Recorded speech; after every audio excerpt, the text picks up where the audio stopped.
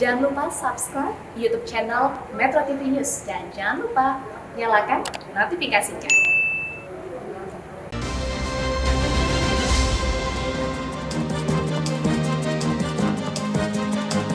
Kembali lagi bersama kami di Kontroversi Metro TV. Saya ke Mas Tobas. Mas Tobas, dari dua kasus ini yang sama-sama berada di Jawa Timur, apakah kemudian Anda melihat ada kejanggalan, ada keistimewaan kemudian yang diberikan kepada para tersangka ini? Kalau saya melihatnya yang paling penting dari setiap kasus kekerasan seksual yang terjadi adalah persoalan perspektif aparat penegak hukum dalam hal menangani kasus kekerasan seksual. Jadi kita berharap aparat penegak hukum ini dapat memahami bahwa ada karakteristik khusus terkait dengan kasus kekerasan seksual. Apa karakteristik khusus itu adalah bahwa dalam setiap kasus kekerasan seksual tentu akan menimbulkan trauma bagi korbannya. Dan ketika trauma ini tidak ditangani dengan baik, maka bisa jadi ketika korban harus berhadapan dengan proses hukum, dia bisa menjadi korban untuk kedua kalinya. Kalau kita tidak sensitif atau kita tidak bisa menangani ini, menyadari bahwa ada persoalan itu. Oleh karena itulah maka setiap kasus yang terkait dengan kasus kekerasan seksual ini harus ditangani dengan hati-hati dan cepat, ya. Karena justice delay is justice deny. Artinya ketika proses hukumnya berjalan secara lambat, maka keadilan bagi korban pun juga dia merasa akan dikesampingkan. Itu yang pertama. Yang kedua, Mas Tobas, berarti seharusnya bahwa tersangka yang diduga melakukan kekerasan seksual ini harus segera ditangkap gitu? Gini, saya setuju tadi soal penahanan. Ya, soal penahanan itu harus ada kebutuhan. Yaitu kewenangan dari aparat penegak hukum untuk menahan atau tidak, karena memang penahanan itu bukan satu kewajiban. Kalau itu menurut saya kita juga harus memberikan satu pandangan yang clear kepada masyarakat. Jadi bukan soal penahanannya kalau menurut saya di persoalan ini. Tapi di persoalan apakah kemudian korban ini oleh aparat penegak hukum dia diberikan perlindungan khusus. Kemudian dia tidak dipersulit ketika proses ini berjalan. Tadi kan sudah disampaikan bahwa korban harus diperiksa berkali-kali, dia harus menceritakan berkali-kali, sementara di sisi lain calon tersangkanya atau tersangkanya malah belum diperiksa. Nah, hal seperti ini yang harus sensitif ya oleh aparat penegak hukum. Oleh karena itulah maka ketika ada kasus kekerasan seksual, maka alarm aparat penegak hukum harus menyala dia. Nyala untuk, oh ini kasus kekerasan seksual. Berarti yang paling saya harus pikirkan, yang paling utama adalah bagaimana korban tidak mengalami trauma berkepanjangan. Satu. Kedua, bagaimana penegakan hukum terhadap orang yang terlapor ini bisa dilakukan dengan cepat, yang si korban ini merasa bahwa kepolisian atau aparat penegak hukum bekerja untuk melindungi kepentingannya. Nah itu yang paling penting. Tapi ada kekhawatiran bahwa tersangka bisa mengulangi perbuatannya. Nah, ketika kemudian misalnya ada satu kasus kekerasan seksual terjadi, kemudian korbannya merasa terintimidasi dengan keberadaan si tersangka atau si terdakwa ketika sudah masuk ke dalam proses peradilan, itu membuat dirinya tidak nyaman, membuat dirinya ketakutan, membuat dirinya merasa bahwa korban masih ada di sekitar dia.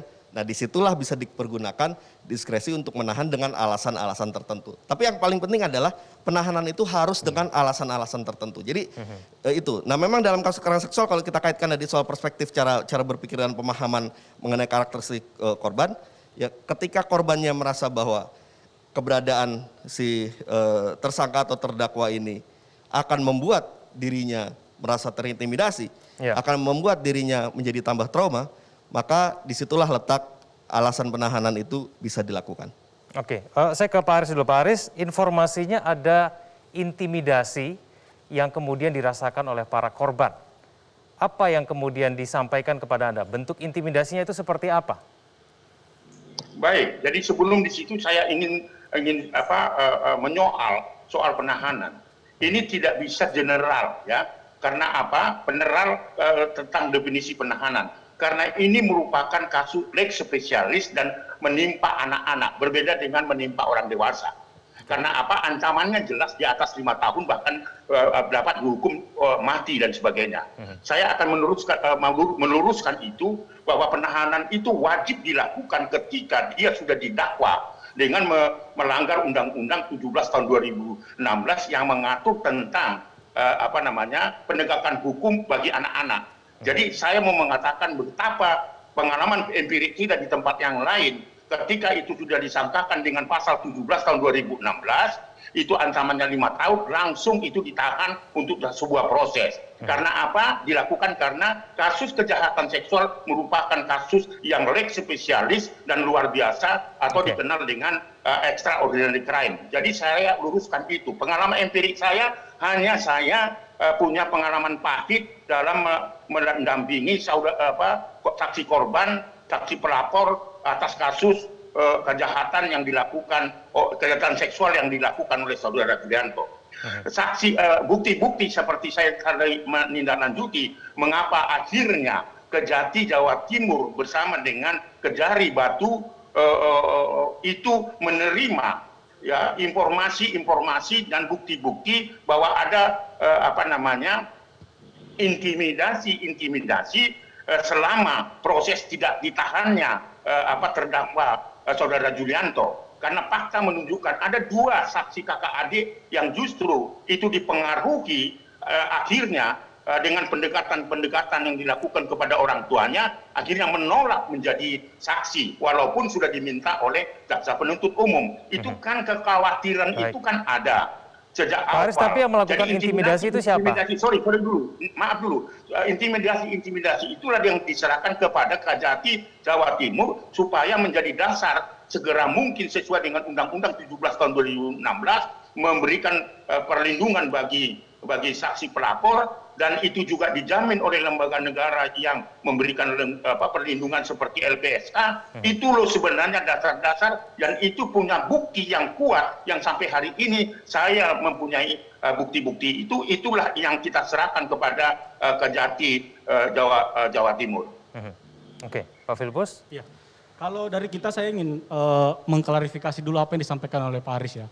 Tadi disampaikan begini, bahwa diintimidasi ada 2 orang kakak beradik diintimidasi agar dipengaruhi dengan segala cara begitu ya. Saya ingin meluruskan dulu. Dalam permasalahan ini yang terdakwanya adalah klien kami. Itu hanya 1 korban. Itu menjadi catatan penting. Sehingga tidak ada lagi isu-isu di luar sana. Kan Pak Aris ini sebut dari awal disebut 50, 40, 30, 15 turun terus sampai 9. Tapi faktanya berkas ini hanya 1 orang korbannya. Terus kemudian tadi disebutkan bahwa ada mengintimidasi 2 orang korban lain. 2 orang korban lain itu korban yang mana? Berkas yang mana? Tunjukkan kepada kami. Karena saksi yang lain itu yang mana? Begitu. Nah kalau korban dalam perkara ini hanya 1. Saksi hanya korban. 1. Begitu. Saksi korban, Bung. Saksi korban. Saksi korban. Bukan dalam permasalahan ini hanya 1. Saksi korban yang saya maksud. Dalam klarifikasi, dalam konferensi. Bukan korban, Bung. Bukan korban, saksi korban. Dalam klarifikasi dari Pengadilan Negeri Malang, itu nanti dicek di beritanya, menyebutkan dalam perkara ini hanya 1 saksi korban. Terus kemudian disebutkan mengintimidasi 2 saksi korban. 2 saksi korban yang mana? 2 saksi Tapi dari korban terdakwa bisa memastikan bahwa tidak ada intimidasi, tidak ada intimidasi dan tidak ada ancaman. Tidak ada intimidasi dan tidak ada ancaman. Hal ini menjadi perbincangan publik karena sudah diangkat oleh beberapa podcast. Nah itu kemudian menjadi akhirnya persita publik begitu. Nah kalau disebutkan tadi ada 2 saksi kakak beradik. Saksi yang menjadi korban ini hanya anak. 1 orang, itu pun bukan anak, umurnya sudah 27 tahun. Begitu. Nah, kemudian yang dibilang 2 orang saksi tadi, itu memang ada saksi di pengadilan, tapi bukan saksi korban. Menjadi garis bawah, bukan saksi korban. Dalam perkara ini hanya 1 saksi korban. Pak Aris, Anda memiliki bukti-bukti yang kuat bahwa memang intimidasi itu terjadi? Sangat, Bung. Nggak mungkin. Kalau dari penjelasan Pak Aris jelas-jelas tidak punya bukti. Karena dia sebutkan 2 itu bukan saksi korban. Dan dalam penetapan penahanan pengadilan itu ada surat dari saksi korban. Surat dari saksi korban itu dulu dari Pak Aris ya. Silakan Pak Aris. Dengarkan dulu ya.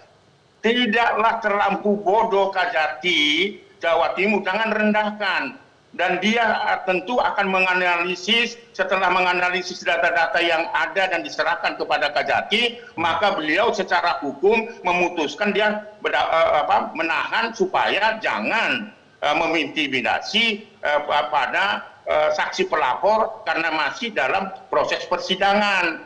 Jadi bukan saksi lapor.